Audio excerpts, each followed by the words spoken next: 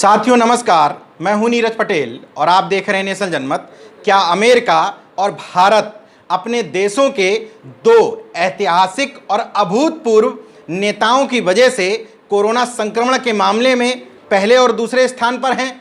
संसद में एक सवाल का जवाब देते हुए विदेश राज्य मंत्री वी मुरलीधरन ने कुछ ऐसा कहा कि फिर से ये बात चर्चाओं में आ गई। क्या इन दोनों देशों के मौजूदा समय के सबसे बड़े नेताओं की अदूरदर्शिता और मित्रता की सजा ये दोनों देश भुगत रहे हैं? दरअसल संसद में मार्क्सवादी कम्युनिस्ट पार्टी के सांसद बिनोय विश्वम ने एक सवाल पूछा था कि क्या राष्ट्रपति ट्रंप जो फरवरी में आए थे उनकी टीम के साथ अमेरिका से जितने भी लोग आए थे उनका कोविड टेस्ट कराया गया था? इस सवाल के जवाब में विदेश राज्य मंत्री वी मुरलीधरन ने कहा कि नहीं कराया गया था।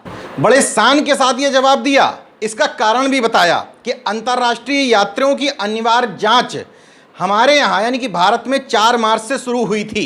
उसी में वो ये भी बताते हैं कि WHO यानी कि वर्ल्ड हेल्थ ऑर्गेनाइजेशन ने 11 मार्च को कोविड-19 को महामारी घोषित किया था। लेकिन इस सवाल के जवाब में वो ये नहीं बताते हैं कि तो फिर प्रधानमंत्री नरेंद्र मोदी मार्च में जब सार्क देशों के सम्मेलन में भाग लेने के लिए पहुंचे थे तो उन्होंने ये क्यों कहा था कि जनवरी के मध्य से भारत में स्क्रीनिंग शुरू हो गई थी? क्या उस समय उन्होंने झूठ बोला था?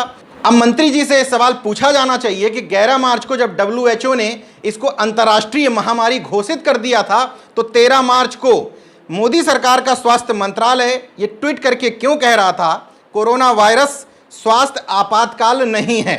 और तो और मीडिया के एक धड़े द्वारा नकारे नेता साबित कर दिए गए राहुल गांधी जी जब ट्वीट कर रहे थे 12 फरवरी को एक बेहद महत्वपूर्ण जानकारी, उसको नज़रअंदाज क्यों किया गया था? कोरोना वायरस हमारे लोगों और हमारी अर्थव्यवस्था के लिए एक गंभीर खतरा बन गया है। मेरी समझ से सरकार इस खतरे को गंभीरता से नहीं ले रही है। समय पर महत्वपूर्ण कार्रवाई की जाने की आवश्यकता है। 12 फरवरी को ये ट्वीट किया गया था। इसके बाद 19 फरवरी को प्रधानमंत्री नरेंद्र मोदी लिट्टी और बाटी चोखा पार्टी में कहीं देखे गए थे। इस बात को लेकर के जब मजाक उड़ा था तो मोदी सरकार ने कहा था कि हम कोरोना को लेकर जागरूक और सजग हैं, विपक्ष ज़्यादा पैनिक फैलाने की कोशिश कर रहा है। इसके बाद 24-25 फरवरी को गुजरात आए राष्ट्रपति ट्रंप नमस्ते ट्रंप कार्यक्रम के लिए। अहमदाबाद के मोटेरा में एक कार्यक्रम आयोजित किया गया जिसमें लाखों लोगों की भीड़ जुटाई गई और पलक पावड़े बिछा करके मोदी सरकार ने ट्रंप, उनकी पत्नी मेलानिया, उनकी पुत्री इवांका, उनके दामाद जेरेड कुशनर का स्वागत किया। सवाल पूछना बिल्कुल लाजमी बनता है कि जब भारत में 31 जनवरी को कोरोना संक्रमण का पहला मामला मिल गया था, फरवरी में 12 फरवरी को विपक्ष के बड़े नेता राहुल गांधी आगाह कर देते हैं, तो फिर क्या वजह है कि 24-25 फरवरी को अमेरिका से जो दल आया था उसका कोविड परीक्षण नहीं किया गया? मोदी सरकार को इस बात का जवाब देशवासियों को जरूर देना चाहिए। क्या ट्रंप की आबोभगत के कारण देशवासियों को कोरोना संक्रमण की आड़ में झोंक दिया गया? ये दोनों नेताओं की अदूरदर्शिता ही थी जिसकी वजह से अमेरिका कोरोना संक्रमण के मामले में पूरे विश्व में नंबर 1 पर 70 लाख से ज़्यादा कोरोना संक्रमित मरीज हो चुके हैं। भारत नंबर 2 पर जहां 56 लाख से ज़्यादा कोरोना संक्रमित मरीज हो चुके हैं। विपक्ष ये आरोप लगा रहा है और ये आरोप काफ़ी हद तक सही भी प्रतीत होता है कि अगर जांचों की संख्या बढ़ा दी जाए तो अमेरिका को भी भारत पीछे छोड़ देगा। अपने घमंड में चूर मोदी सरकार और उसकी स्वामी भक्ति में लगी हुई गोदी मीडिया अगर उस समय इस बात पर ध्यान देती कि पूरे फरवरी महीने में आखिर प्रधानमंत्री नरेंद्र मोदी और उनकी सरकार कर क्या रही है कोरोना मामले को लेकर, तो हो सकता है भारत में इतना संक्रमण नहीं बढ़ता। क्योंकि तब तक सबको पता चल चुका था कि कोरोना का संक्रमण चीन के माध्यम से अन्य देशों में और विदेशों के माध्यम से भारत में आ रहा है। अगर समय रहते विदेश से आए लोगों को क्वारंटीन और आइसोलेट किया जाता तो आज देश में ये हालात नहीं होते। सवाल पूछना लाजमी बनता है कि पूरे फरवरी भर प्रधानमंत्री आखिर कर क्या रहे थे? 24-25 फरवरी से पहले आबोभगत में लगे हुए थे। 24-25 फरवरी को ट्रंप और उनका परिवार आ गया तो उनकी जी हजूरी में लग गए।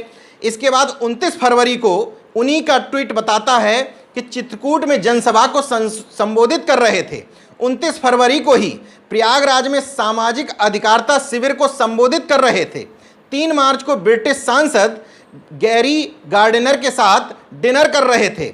4 मार्च को पहला ट्वीट मिलता है कि अब प्रधानमंत्री नरेंद्र मोदी जी होली नहीं खेलेंगे। उनके बाद जेपी नड्डा ने कह दिया होली नहीं खेलेंगे, अमित शाह ने कह दिया होली नहीं खेलेंगे। सवाल ये उठता है कि जब 10 और 11 मार्च को होली थी, तमाम सारे नेता कह चुके थे कि हम अपने बचाव के लिए होली नहीं खेलेंगे, तो देशवासियों को होली खेलने क्यों दिया गया? ये सरकार की जिम्मेदारी थी कि अगर उसने खतरे को भांप लिया था तो उसको लोगों को मना करना चाहिए था। लेकिन तब तक मोदी सरकार गफलत में जी रही थी। यही वजह है कि 31 जनवरी को पहला मामला मिलने के बाद पूरी फरवरी निकाल दी। मार्च में पहला ट्वीट मिलता है, वो भी इस बात का कि हम होली नहीं खेलेंगे। 7 मार्च को जाकर के ट्वीट एक नजर आता है प्रधानमंत्री का कि कोरोना महामारी को लेकर के हम बैठक कर रहे हैं। जब एक और दूसरा उदाहरण देख लीजिए, 27 फरवरी को WHO कह देता है कि PPE किट, चश्मे, गाउन जिस भी देश में ये बनते हो, ये अन्य देशों को न भेजें क्योंकि इनकी कमी पड़ने वाली है।